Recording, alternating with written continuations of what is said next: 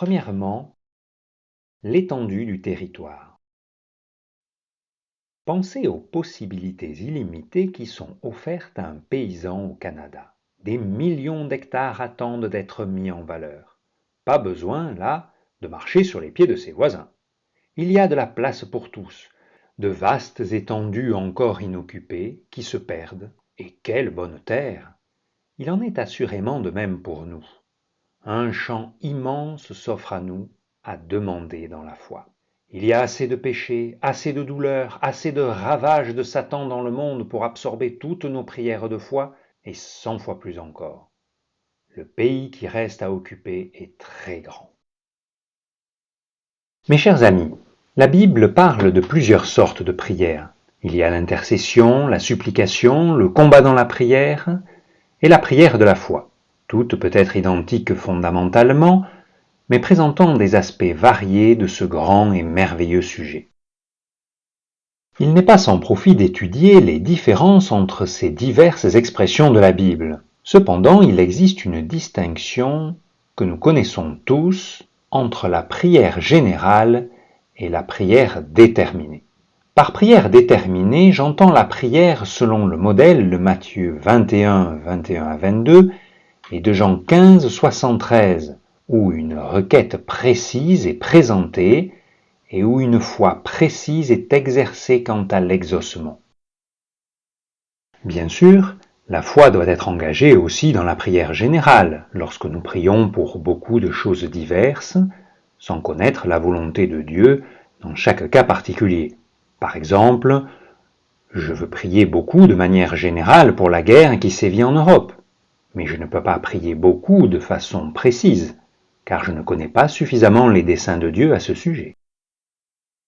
Dans la prière générale, je suis limité par mon ignorance, mais cette prière est néanmoins notre devoir à tous. 1 Timothée 2, versets 1 à 2, si vagues qu'elles doivent nécessairement être.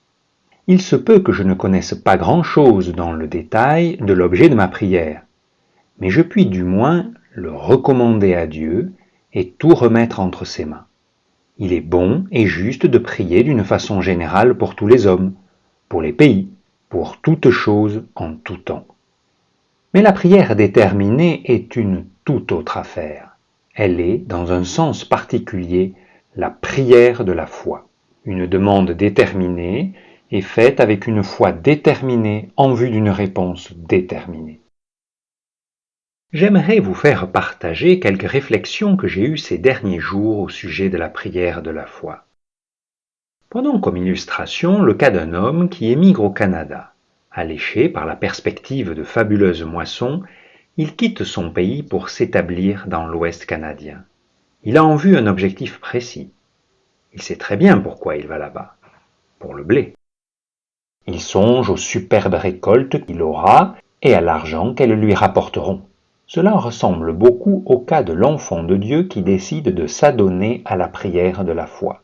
Lui aussi a un but déterminé. Ce peut être la conversion d'un fils ou d'une fille, la puissance pour le service de Jésus-Christ, ou encore une direction dans une situation difficile, ou cent autres choses, mais c'est précis. Voyons en détail les ressemblances entre le paysan canadien et le croyant. Premièrement, l'étendue du territoire. Pensez aux possibilités illimitées qui sont offertes à un paysan au Canada. Des millions d'hectares attendent d'être mis en valeur. Pas besoin, là, de marcher sur les pieds de ses voisins. Il y a de la place pour tous, de vastes étendues encore inoccupées qui se perdent, et quelle bonne terre! Il en est assurément de même pour nous. Un champ immense s'offre à nous, à demander dans la foi. Il y a assez de péchés, assez de douleurs, assez de ravages de Satan dans le monde pour absorber toutes nos prières de foi, et 100 fois plus encore. Le pays qui reste à occuper est très grand. Deuxièmement, le gouvernement encourage l'immigration. Pensez aussi aux efforts déployés par le gouvernement canadien pour encourager l'immigration. Tout le territoire inoccupé lui appartient, mais si grand est le besoin de colons qu'on les encourage par tous les moyens à venir. On crée des bureaux d'immigration, on accorde des réductions sur les billets de bateau et de train, les terrains sont concédés gratuitement. Dieu ne met pas moins d'insistance à convier son peuple à la prière de la foi. Demandez, demandez, nous répète-t-il sans cesse. Il nous donne aussi des encouragements. Demandez et vous recevrez, afin que votre joie soit complète. Tout le territoire encore vierge offert à notre foi lui appartient. Il nous invite à venir l'occuper librement. Jusque à quand négligerez-vous de prendre possession du pays? Troisièmement, limite prescrite. Ce dernier aspect de la vérité ne doit toutefois pas être exagéré. Si heureux que soit le fait de l'immensité du pays, il ne faut pas y accorder une importance excessive. Ce qui compte n'est pas l'étendue du territoire, mais la part qui nous est effectivement assignée. Le gouvernement canadien allouera aux paysans immigrants 65 hectares, mais pas plus. Pourquoi? Parce qu'il sait pertinemment qu'il lui serait impossible d'en cultiver davantage. Si on lui donnait par exemple 65 km² au lieu de 65 hectares, le paysan ne saurait vraiment pas quoi en faire. Aussi, avec raison, le gouvernement fixe-t-il la portion à la mesure des possibilités du candidat. Il en va de même pour nous quand nous prions d'une foi déterminée. Le mot déterminé lui-même signifie auquel on a fixé des limites. Nous sommes souvent exhortés, et avec raison, à demander de grandes choses à Dieu. Il y a cependant une mesure à observer en tout, et nous risquons d'aller trop loin dans cette direction. Il est possible, même dans la prière, d'avoir les yeux plus gros que le ventre. On trouve en 2 Corinthiens 10, verset 13, l'expression d'un principe applicable justement au problème qui nous occupe. La foi est comparable à un muscle qui devient de plus en plus fort quand on le fait travailler, plutôt qu'au caoutchouc qu'on peut étirer pratiquement à la longueur voulue. Une foi ainsi tendue à l'excès n'est pas une foi pure, il s'y mêle des éléments charnels. Dans le repos de la foi, l'attention est absente. La foi demande un bienfait précis en se laissant conduire par Dieu. Elle ne reste pas en arrière par timidité charnelle.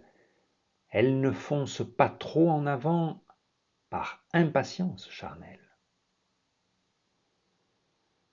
Dans mon propre cas, ici, j'ai demandé de façon déterminée au Seigneur plusieurs centaines de familles lissous converties. Il y a en tout plus de 2000 familles lissous dans la région. Et l'on pourrait me dire, pourquoi ne demandez-vous pas 1000 familles? Je réponds franchement, parce que je n'ai pas la foi pour un millier. J'ai la foi, ou plutôt, je crois que le Seigneur m'a donné la foi pour plus de 100 familles, mais pas pour 1000. Ainsi j'accepte les limites que, je crois, le Seigneur m'a fixées. Peut-être Dieu me donnera-t-il 1000 familles. Peut-être aussi me conduira-t-il plus tard à m'engager dans cette prière de foi déterminée. Quelqu'un a dit que Dieu nous promet du pain, mais nous donne du pain et du beurre. C'est conforme à ce que dit Éphésiens 3, verset 20, au-delà de tout ce que nous demandons ou pensons. Mais nous ne devons pas surcharger la foi. Nous devons être raisonnables et pratiques. Ne demandons pas trop peu dans la foi, mais ne demandons pas trop non plus. Souvenez-vous des 65 hectares dont je vous ai parlé. Observez aussi comment le gouvernement canadien exerce son autorité quant au lieu d'établissement. Il a son mot à dire, tant pour le lieu que pour la surface que demande l'immigrant. celui-ci ne peut pas se promener selon son caprice dans toute la plaine et décider de s'installer où bon lui semblera. Même pour l'emplacement de sa ferme, il doit consulter le gouvernement. Agissons-nous toujours ainsi dans nos prières et nos demandes? Consultons-nous d'abord le gouvernement céleste ou demandons-nous la première chose qui nous vient à l'esprit? Consacrons-nous un temps important à nous tenir à l'écoute de Dieu pour connaître sa volonté avant d'essayer de nous embarquer dans ses promesses? Dieu agit selon ce principe et il nous le dit très clairement en 1 Jean 5, versets 14 et 15. Je ne puis m'empêcher de penser que c'est une des causes, sans être la seule, du non-exaucement de tant de prières. Jacques 4, verset 3 est d'une application étendue. Et il importe de sonder nos cœurs à sa lumière. J'ai lu il n'y a pas longtemps un témoignage de Stuart Holden disant qu'une des plus grandes bénédictions de sa vie avait été ses prières non exaucées.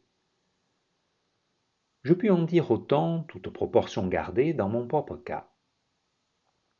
Les prières non exaucées m'ont enseigné à chercher la volonté du Seigneur et non la mienne.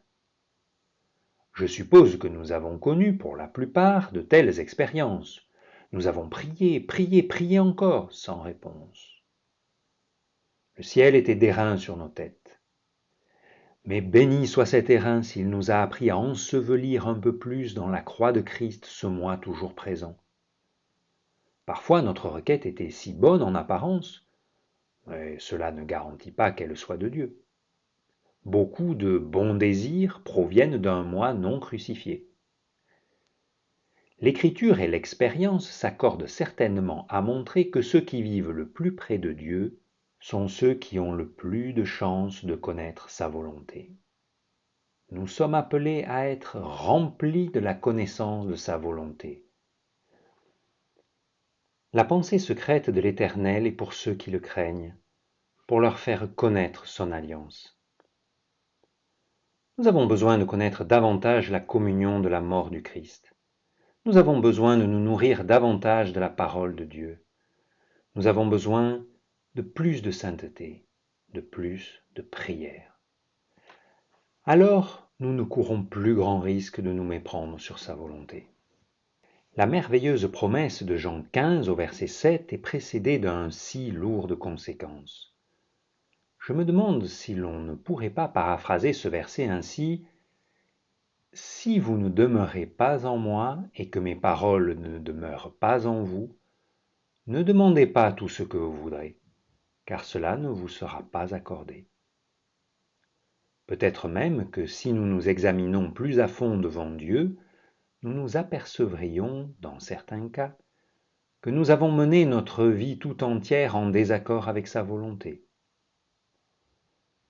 Quel droit aurait-on, dans un tel cas, d'attendre un exaucement à ces prières?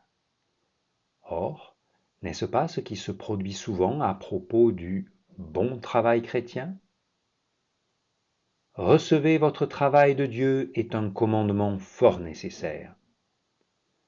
Combien de responsables chrétiens font leurs propres projets, y travaillent d'arrache-pied, pour demander ensuite ardemment à Dieu sa bénédiction?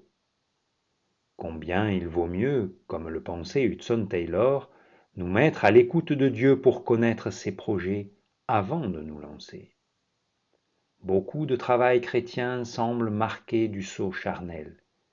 Il est peut-être bon, il rencontre peut-être du succès en apparence, mais il y manque la présence glorieuse de Dieu.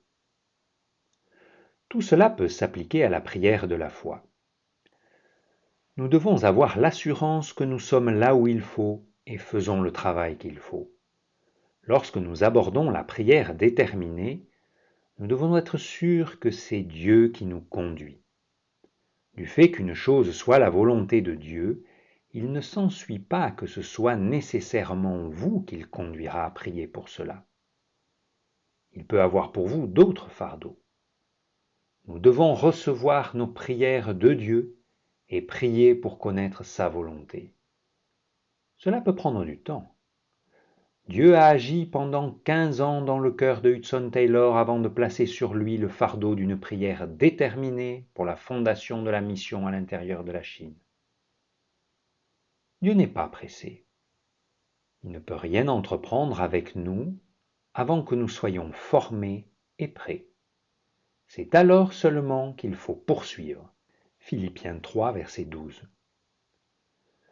Nous pouvons être certains qu'il aura un nouveau service, de nouveaux fardeaux de foi et de prière à nous donner, quand nous serons prêts à les prendre.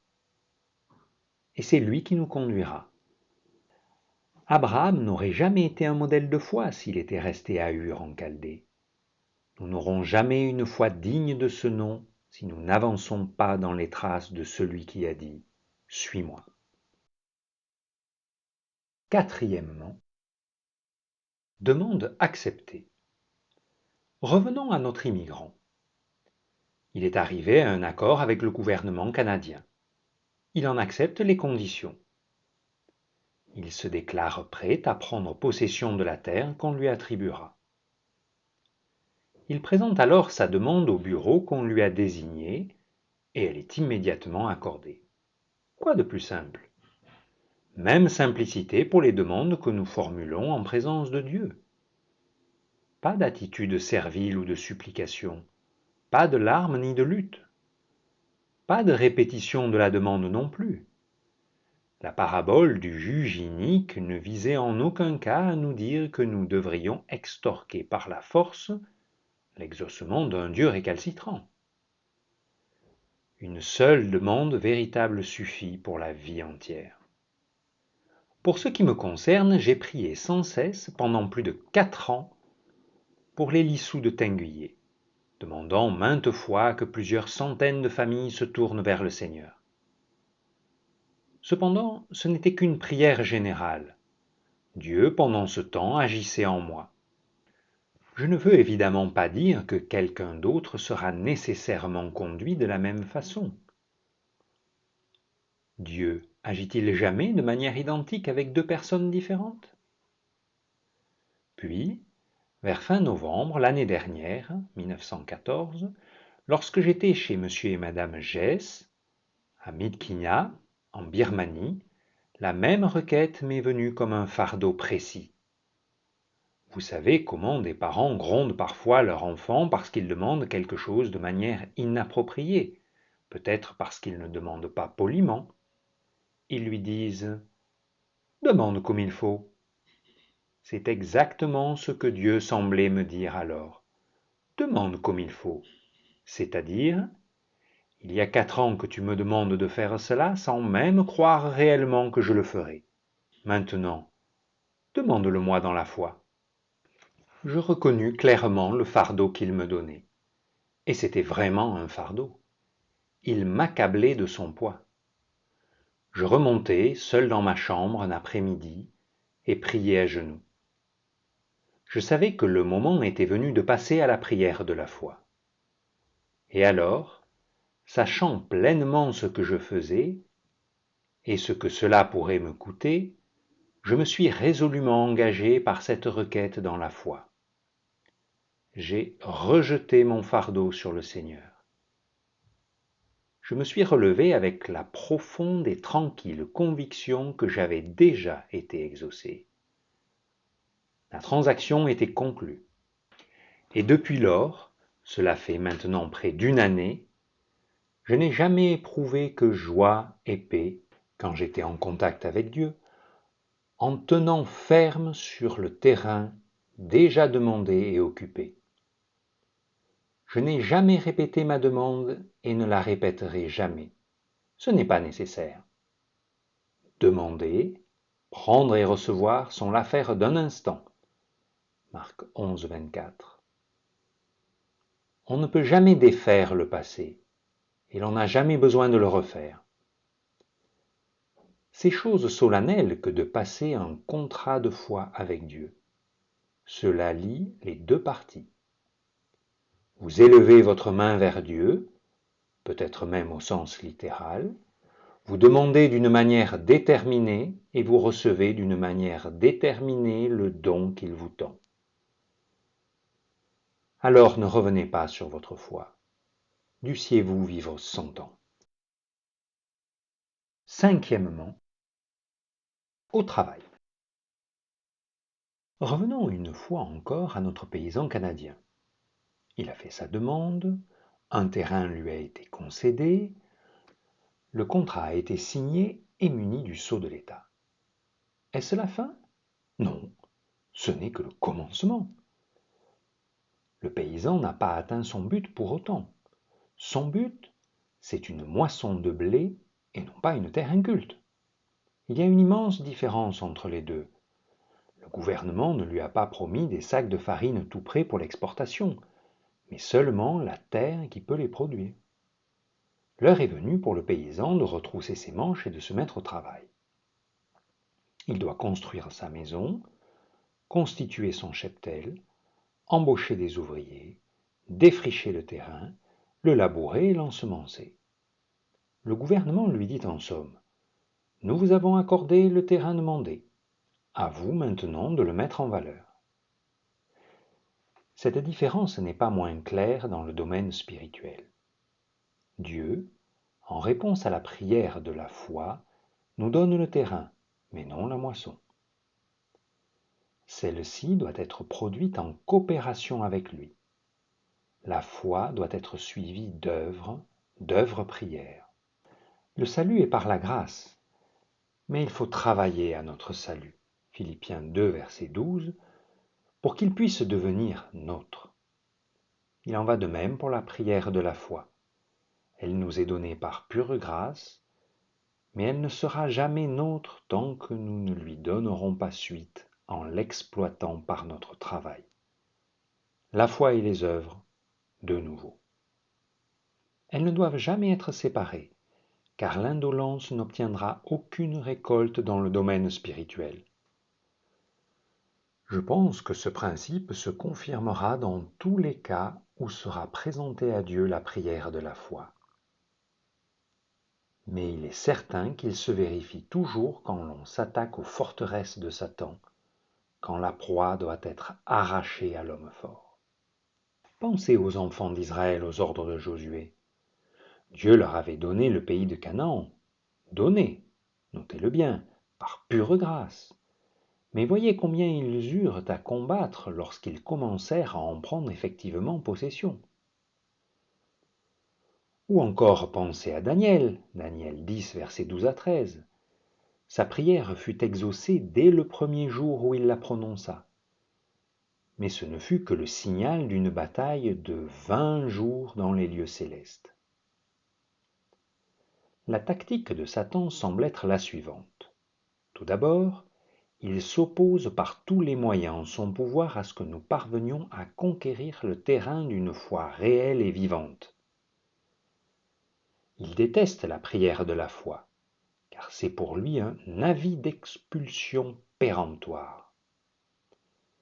Il ne s'inquiète guère des prières charnelles faites au petit bonheur, car elles sont assez inoffensives. Voilà pourquoi il est si difficile d'atteindre à une foi déterminée en Dieu pour un but déterminé. Nous devons souvent lutter et nous battre dans la prière, Éphésiens 6, versets 10 et suivants, avant d'arriver à cette foi tranquille et paisible. Et tant que nous ne réussissons pas notre percée jusqu'à mettre notre main dans celle de Dieu, nous ne sommes pas parvenus à une foi véritable. La foi est un don de Dieu, Romains 12, 3. Si nous n'allons pas jusque-là, nous ne recourons qu'à une énergie ou à une volonté purement charnelle, armes qui ne valent rien dans cette guerre. Mais, lorsque nous sommes parvenus à une foi réelle, toutes les puissances de l'enfer sont impuissantes à la défaire. Que font-elles alors? Elles se replient et se concentrent sur le terrain précis que Dieu s'est engagé à nous donner et nous en disputent chaque pouce. La véritable bataille commence quand la prière de la foi a été offerte. Mais, loué soit Dieu, nous sommes du côté du vainqueur. Lisons et relisons le 10e chapitre de Josué et ne parlons plus de défaite. Défaite? Non, victoire, victoire. 2 Samuel 23, versets 8 à 23, est un passage du même genre qui a été une véritable manne pour moi ces derniers jours. Tout ce que je viens de vous dire se trouve concentré dans les versets 11 et 12.